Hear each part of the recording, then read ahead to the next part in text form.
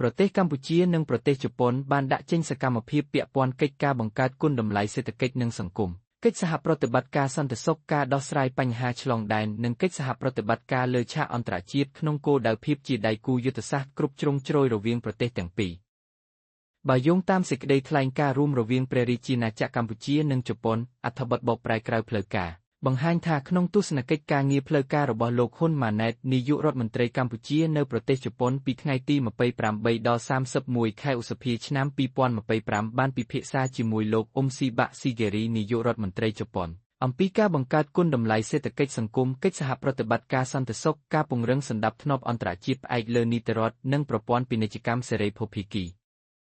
សេចក្តីថ្លែងការណ៍រួមបង្ហាញថាគុណតម្លៃសេដ្ឋកិច្ចនិងសង្គមរវាងប្រទេសទាំងពីរតាមរយៈការអភិវឌ្ឍហេដ្ឋារចនាសម្ព័ន្ធសង្គមក្នុងវិស័យទឹកឌីជីថលការភ្ជាប់តាមផ្លូវសមុទ្រសកម្មភាពមានមនុស្សធម៌សម្រាប់ការភ្ជាប់ផ្លូវសមុទ្រគឺកំពុងផែក្រុងព្រះសីហនុដែលជំរុញពាណិជ្ជកម្មនិងមជ្ឈមណ្ឌលភស្តុភារកម្មក្នុងតំបន់សេចក្តីថ្លែងការណ៍រួមក៏បានលើកយកការលើកកម្ពស់លទ្ធិប្រជាធិបតេយ្យនិងនីតិរដ្ឋដោយជប៉ុនបន្តគាំទ្រនិងផ្ដល់ជំនួយបច្ចេកទេសផ្នែកច្បាប់ការបោះឆ្នោតនិងការចែករំលែកបទពិសោធន៍អំពីលទ្ធិប្រជាធិបតេយ្យមួយវិញទៀតយុទ្ធសាស្ត្រការផ្លាស់ប្ដូររវាងប្រជាជននិងប្រជាជនក្នុងវិស័យធុរកិច្ចទេសចរណ៍ស្រាវជ្រាវអប់រំស្ថាប័នកីឡានិងការផ្លាស់ប្ដូរវប្បធម៌ក៏ត្រូវលើកយកមកពិភាក្សាផងដែរសេចក្តីថ្លែងការណ៍រួមបន្តលើកពីទំនាក់ទំនងរវាងកងទ័ពជើងគោកកម្ពុជានិងកងកម្លាំងស្វ័យការពារជើងគោកជប៉ុនដោយរំពឹងការផ្លាស់ប្ដូរទ្វេភាគីលើវិស័យការពារជាតិនិងគម្រោងជំនួយសន្តិសុខផ្លូវការកិច្ចការសន្តិសុខនេះឃើញថានាវាកងកម្លាំងស្វ័យការពារជើងទឹកជប៉ុន JAMS នៅមូលដ្ឋានសមុទ្ររៀមពីថ្ងៃទី19ដល់22ខែមេសាឆ្នាំ2025សេចក្តីថ្លែងការណ៍រួមបញ្ជាក់ពីបញ្ហាឆ្លងដែននានាដូចជាការច្បោកតាមប្រព័ន្ធអនឡាញការលេងល្បែងខុសច្បាប់ការជួញដូរមនុស្សការសម្អាតប្រាក់និងឧក្រិដ្ឋកម្មផ្សេងទៀតព្រមទាំងគ្រោះទឹកជំនន់គ្រោះរាំងស្ងួតការបំពុលខ្យល់ការប្រែប្រួលអាកាសធាតុដែលត្រូវដោះស្រាយតាមកិច្ចសហប្រតិបត្តិការទ្វេភាគីនិងក្នុងតំបន់រួមមានកិច្ចសហប្រតិបត្តិការមេគង្គជប៉ុនអាស៊ានជប៉ុននិងសហគមន៍បំភាយឧស្ម័នកម្រិត0អាស៊ី ASEC ដោយការចាត់វិធានការនានាប្រកបដោយប្រសិទ្ធភាព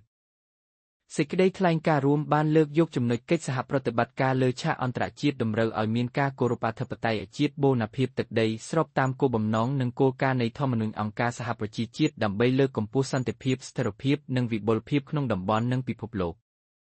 សេចក្តីថ្លែងការណ៍រួមលើកយកស្ថានភាពនៅអុកទ្វីបកូរ៉េដោយនាយករដ្ឋមន្ត្រីទាំងពីរសម្ដែងការព្រួយបារម្ភយ៉ាងខ្លាំងចំពោះការបន្តបាញ់មីស៊ីលបាលីស្លឹករបស់សាធារណរដ្ឋប្រជាមានិតប្រជាធិបតេយ្យឲ្យកូរ៉េនិងអំពាវនាវគោរពឲ្យបានពេញលេញតាមសេចក្តីសម្រេចចិត្តទាំងអស់របស់ក្រុមប្រឹក្សាសន្តិសុខអង្គការសហប្រជាជាតិ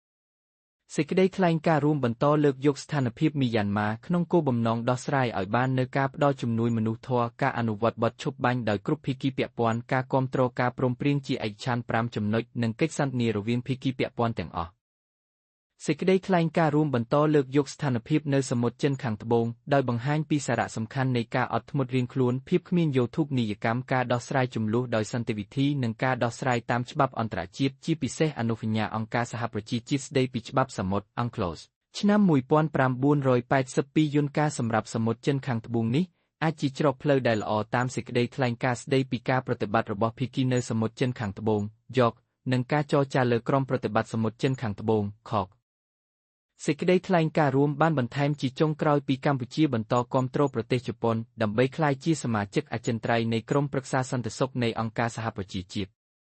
គូបញ្ជាក់ថាមុនដំណើរទស្សនកិច្ចផ្លូវការរបស់នាយករដ្ឋមន្ត្រីកម្ពុជាខាងលើឃើញថាក្រសួងការបរទេសនិងសហប្រតិបត្តិការអន្តរជាតិកម្ពុជាបានចេញសេចក្តីបំភ្លឺមួយពាក់ព័ន្ធលិខិតរបស់លោកទុយរីឯកអគ្គរដ្ឋទូតកម្ពុជាប្រចាំប្រទេសជប៉ុនផ្ញើជូនលោក Sakaguchi Naoto សមាជិកសភាជាន់ទាបជប៉ុនអំពីស្ថានភាពសិទ្ធិមនុស្សនៅកម្ពុជាអត្ថបទដោយហេងរិទ្ធ